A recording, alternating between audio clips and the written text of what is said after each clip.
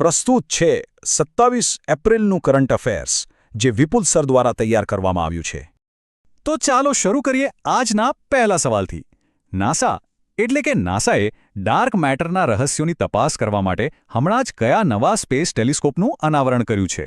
તમારા ઓપ્શન્સ છે: A Hubble telescope, B James Webb telescope, C Roman space telescope અથવા તો ડી કેપ્લર ટેલિસ્કોપ. વિચારો, અને સાચો જવાબ છે સી રોમન સ્પેસ ટેલિસ્કોપ.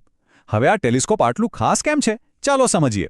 આનું નામ નાસાના પહેલા મહિલા ખગોળશાસ્ત્રી નેન્સી ગ્રેસ રોમનના નામ પરથી રાખવામાં આવ્યું છે. એમને તો હબલ ટેલિસ્કોપની જનની એટલે કે મધર ઓફ હબલ તરીકે પણ ઓળખવામાં આવે છે.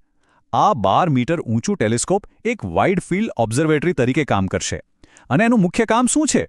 બ્રહ્માંડનો એ 95% હિસ્સો જે આપણે જોઈ નથી શકતા, એટલે કે ડાર્ક મેટર અને ડાર્ક એનર્જી, એનો અભ્યાસ કરવો. ચાલો હવે વાત કરીએ એક એવા પુસ્તકની જે ખૂબ જ ચર્ચામાં છે. સવાલ એ છે કે તાજેતરમાં ચર્ચામાં રહેલ પુસ્તક the curious and the classified કોના દ્વારા લખવામાં આવ્યું છે?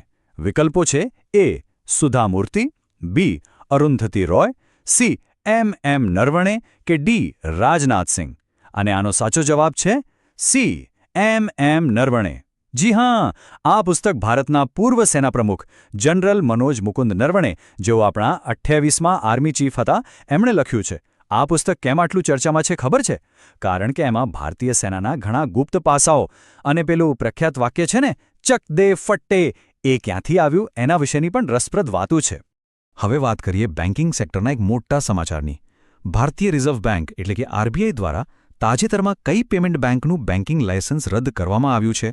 ઓપ્શન્સ છે: A Airtel payment bank, B Fino payment bank, C India post payment bank કે પછી ડી પેટીએમ પેમેન્ટ બેંક. અને સાચો જવાબ છે ડી પેટીએમ પેમેન્ટ બેંક. પણ સવાલ એ છે કે આરબીઆઈએ આટલું મોટું પગલું કેમ ભર્યું? તો જુઓ, એની પાછળ બેન્કિંગ રેગ્યુલેશન એક્ટ 1949નો ઉપયોગ કરવામાં આવ્યો છે. કારણ બેંકના સંચાલનમાં બહુ બધી ગેરરીતિ અને બેદરકારી જોવા મળી હતી. ટૂંકમાં આ બેંકથી ન તો ગ્રાહકોને કોઈ ખાસ ફાયદો થઈ રહ્યો હતો કે ન તો સરકારને. ચાલો પાછા ફરીએ સ્પેસ અને સાયન્સની દુનિયામાં. એક ખૂબ જ રસપ્રદ સવાલ છે: પૃથ્વી પર પડેલી ચંદ્રની ઉલ્કામાંથી કયા દેશે 11મું ચંદ્ર ખનિજ સીરિયમ મેગ્નેશિયમ એંગસ્ટાઇટ શોધી કાઢ્યું છે? ઓપ્શન્સ છે: A Bharat, B Russia, C America, D ચીન. અને સાચો જવાબ છે ડી ચીન. જરા વિચારો, ચંદ્ર પરથી એક ઉલ્કા પૃથ્વી પર પડી, અને એ પણ ક્યાં? ચીનના તકલામકાન રણમાં. અને એમાંથી વૈજ્ઞાનિકોને મળ્યું એક નવું જ ખનિજ. આ ખનિજ કેવું છે ખબર છે? એકદમ કાચ જેવું, ચમકદાર અને ખૂબ જ સોફ્ટ, એટલે કે નરમ છે. આ શોધથી વૈજ્ઞાનિકોને ચંદ્ર પર પહેલાં થયેલી જ્વાળામુખીની પ્રક્રિયાઓને સમજવામાં બહુ મોટી મદદ મળશે. હવે એક એવો સવાલ જે આપણા પર્યાવરણ માટે ખૂબ જ જરૂરી છે.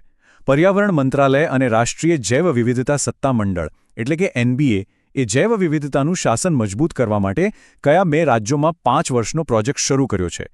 તમારા ઓપ્શન્સ છે: એ ગુજરાત અને મહારાષ્ટ્ર, બી તમિલનાડુ અને મેઘાલય, સી કેરળ અને કર્ણાટક કે ડી આસામ અને સિક્કિમ.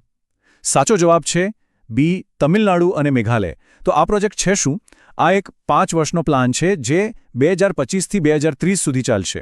એનો મુખ્ય ટાર્ગેટ શું છે? તો એ છે કે આપણી આસપાસની વનસ્પતિ અને જીવજંતુઓની જે પ્રજાતિઓ છે એમને બચાવવી. અને હા, આ કાર્યક્રમને વૈશ્વિક સ્તરે યુએનડીપી જેવી સંસ્થાનું પણ સમર્થન મળેલું છે. ચાલો હવે એક એવા અપડેટ વિશે જાણીએ જે આપણા બધા માટે ઉપયોગી છે. આવનારી 2027ની વસ્તી ગણતરી માટે નાગરિકોની મદદ માટે દેશભરમાં કયો નવો હેલ્પલાઇન નંબર શરૂ કરવામાં આવ્યો છે? વિકલ્પો છે: એ 1855, બી 1955, સી 1800 કે પછી ડી 9998. અને સાચો જવાબ છે એ 1855. આ નંબર નોંધી લેવા જેવો છે. રજિસ્ટ્રાર જનરલ ઓફ ઇન્ડિયા તરફથી શરૂ કરાયેલો આ એક ટોલ ફ્રી નંબર છે. એની સૌથી સારી વાત એ છે કે ભારતના કોઈપણ ખૂણેથી, ભલે 28 રાજ્યો હોય કે 8 કેન્દ્રશાસિત પ્રદેશો, લોકો પોતાની સ્થાનિક ભાષામાં ફોન કરીને વસ્તી ગણતરી વિશે બધી માહિતી મેળવી શકશે. અને ખાસ વાત યાદ રાખજો, આ આઝાદ ભારતની 16મા ક્રમની વસ્તી ગણતરી હશે. હવે વાત કરીએ મેક ઇન ઇન્ડિયાની એક મોટી સફળતાની, એટલે કે બુલેટ ટ્રેનની. કેન્દ્રીય રેલ મંત્રી અશ્વિની વૈષ્ણવે કયા શહેરમાં બુલેટ ટ્રેન બનાવવાના પ્લાન્ટ આદિત્યનું ઉદ્ઘાટન કર્યું છે? ઓપ્શન્સ છે: એ સુરત, બી અમદાવાદ, સી બેંગલુરુ કે પછી ડી ચેન્નઈ? સાચો જવાબ છે સી બેંગલુરુ. આ માત્ર એક ફેક્ટરી નથી, આ આત્મનિર્ભર ભારત તરફનું એક બહુ મોટું કદમ છે. હવેથી બુલેટ ટ્રેન આપણા દેશમાં જ બનશે અને એ બનાવશે BEML કંપની. અને સાંભળીને ગર્વ થશે કે આપણી પહેલી દેશી બુલેટ ટ્રેનનું નામ પણ નક્કી થઈ ગયું છે, B28. 2027 સુધીમાં એ પાટા પર દોડતી જોવા મળી શકે છે. અને શરૂઆત ક્યાંથી થશે? આપણા ગુજરાતના સુરતથી વાપી વચ્ચે. ચાલો હવે હેલ્થ સાથે જોડાયેલા એક મહત્વના દિવસની વાત કરીએ. વિશ્વભરમાં વિશ્વ મલેરિયા દિવસ ક્યારે ઉજવવામાં આવે છે? ઓપ્શન્સ છે A 22 April, B 24 April, C 25 April, D 28 April અને સાચો જવાબ છે C 25 એપ્રિલ. આ દિવસ મલેરિયા જેવી ગંભીર બીમારી સામે જાગૃતિ લાવવા માટે ઉજવાય છે. આ વર્ષની થીમ યાદ રાખજો, મલેરિયા ખતમ કરને કી કોશિશ ઓર હમ કર સકતે હૈં. પરીક્ષા માટે થોડી ટેકનિકલ માહિતી પણ જરૂરી છે. જેમ કે મલેરિયા શાનાથી થાય છે? તો એ છે પ્લાઝ્મોડિયમ નામના પ્રોટોઝોઆ અને એને ફેલાવે છે માદા એનોફિલિસ મચ્છર. અને હા, એની દવા ક્વિનાઇન જે સિંકોના ઝાડની છાલમાંથી બને છે. અને હવે આજનો છેલ્લો સવાલ, જે સ્પોર્ટ્સ જગતમાંથી આવે છે અને આપણા બધા માટે ગર્વની વાત છે. તાજેતરમાં કયા દેશને ફિફા મહિલા વિકાસ કાર્યક્રમ માટે સત્તાવાર રીતે પસંદ કરવામાં આવ્યો છે?